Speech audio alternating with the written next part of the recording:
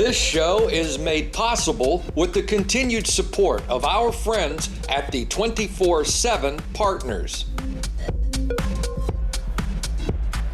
Hello friends, J.Todd here on the floor of the Global Gaming Expo. And apologies that the show is late this week, but it's late because I was at the Global Gaming Expo and traveled back home late in the evening when I normally would have been editing and putting a show out. But hey, you had to wait a little longer, but at least you get your fix of J.Todd and APCW this week. We have a few things to talk about in the first part of the show before I'm joined by Gary Trask to have more in-depth discussion in the second part of the show. And I wanted to mention that we released an interview with APCW member Royal Partners last week, and discussion involved their brands and commissions and how they work with and pay their affiliates. So if you're not working with Royal Partners yet, you might want to check out that interview and consider working with them. Also, the newest edition of the GPWA Times magazine is out. Right, if I can get it straight, come on, damn it, right here. There it is. And this time it's all about deals, as you can read. And specifically, it's about deals that you, as an affiliate, might want to consider. A guide to securing profitable affiliate partnerships. More money in your pocket, right? There's also an article on AI-powered affiliate edge and photos from some recent events that affiliates may have attended, like IGB London. I've also got my cheat notes right here to make sure I don't forget anything because I don't have a script to work off of.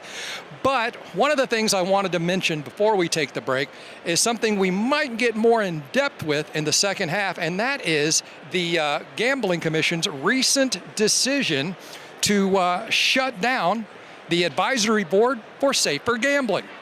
They're concerned about problem gambling. They're passing all these new laws, rules, and regulations about problem gambling. So naturally, the next phase is to kill the advisory board for safer gambling.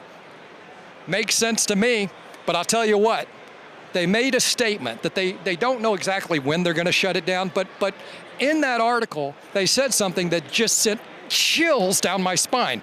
And that was, the commission will now focus on new arrangements that better align to the next phase of regulation. How cryptic is that? Kinda scares the hell out of me. And with everything going on in the UK, it might just scare the hell out of you too. So we're gonna take our break right here, and when I come back, I'll be joined by Gary Trask.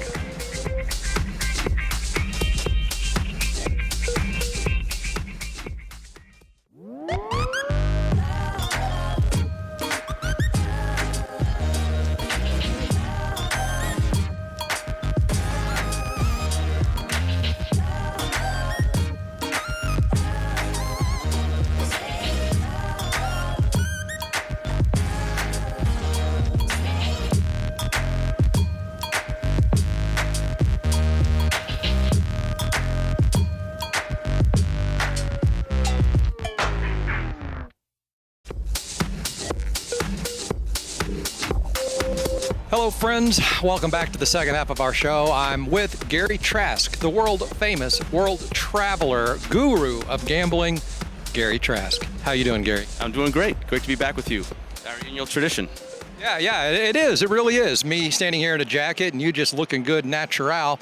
Has it been a good show for you? It has. It's been very busy. Especially, the first day is always busy. We all know that. The first day of the show, there's a lot of energy and excitement, and then it usually kind of tapers down. But yesterday, day two was busy, and this morning, I don't know if you saw, but when they opened the doors at 10 a.m., there was a mad rush to get in there. So, a lot of energy. Yeah, really good show. Yeah, you were mentioning, I didn't get to go to many sessions because I'm a camera guy, but you were saying how there's still a lot of hype around the sweepstakes, and I know affiliates are interested in that. I was never excited about the sweepstakes, not because I didn't think it had potential, but because looking back at what they did to online casino games and online poker, I thought they were going to jump on that Johnny on the spot. I mean, states are already starting to ban it, but affiliates are still pushing with it. Yeah, I mean, it was last year right around this time where the sweepstakes thing really started to gain momentum and the controversy started. And as you know, it's been like wildfire since then. And the sessions, almost every session either mentions it or is about sweepstakes casinos and the prediction markets, and of course AI. But you're right. There's still money to be made out there. It's just a matter of how long, because the cease and desist orders are coming, it seems like, every week.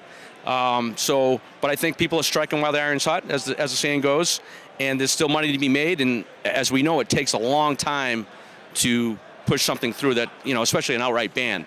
So I think it's going to be, I would guess, a few years anyway. So in the meantime, like you said, people are making money and just keep rolling with it. But it's a scary proposition.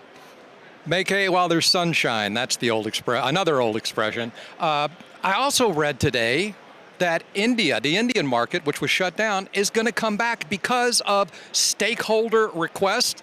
Well, hell, if we knew it was that easy, we would have requested the UKGC to get their head out their butts a long time ago. Yeah, that's amazing that India actually admitted that it was because of stakeholders. And we were talking about, before we came on camera, what is a stakeholder? And that's kind of a vague description. I assume it's operators, but it could also be affiliates. It could be anyone that's involved that has a piece of the pie. So the fact that they're listening, you're right. The UKGC could learn something from that. Well, speaking of the UKGC, they are rolling out their deposit limits, which have been promised for a while.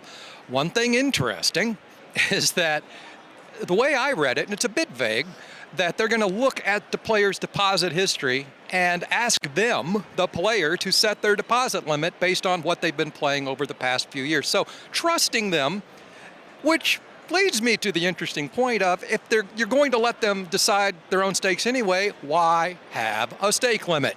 Yeah, and really, like, how many people are going to do it? If it says in the articles that I've read that they're going to give every player an opportunity to set a deposit limit. So I don't know if they're forcing on them, but I will say it would be nice to have it clarified, because I'm based in the U.S. I don't gamble in the U.K. But here in the U.S., I have no idea what my limits are at each sportsbook. Sometimes sportsbooks limit. I'm trying to bet a small amount and they limit me. There's no clarity. So I think having clarity would be actually a good thing, especially if the customer wants it. But back to your point, if they're just giving the players an opportunity and they're not requiring it, it'd be interesting to see how many people actually take advantage of that quote-unquote opportunity.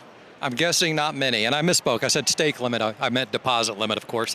And to wrap this show up, in the first half, I mentioned that the UKGC was ending their safer gaming board or whatever.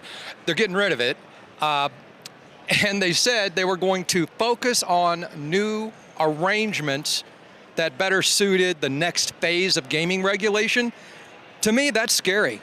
That's very scary. And that's something we'll probably be talking about maybe next year when we're standing here, because if it sounds like the wheels are turning, and who knows what they're going to come up with next. But you're right. That's very vague and very scary, and we'll have to keep an eye on that one.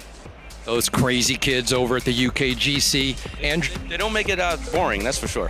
Andrew Rose is going to get mad and not let anyone play with his toys. Sir, thank you so much. It's always a pleasure. And I'll be back next week with a regular show, standing outside, having birds crap on me.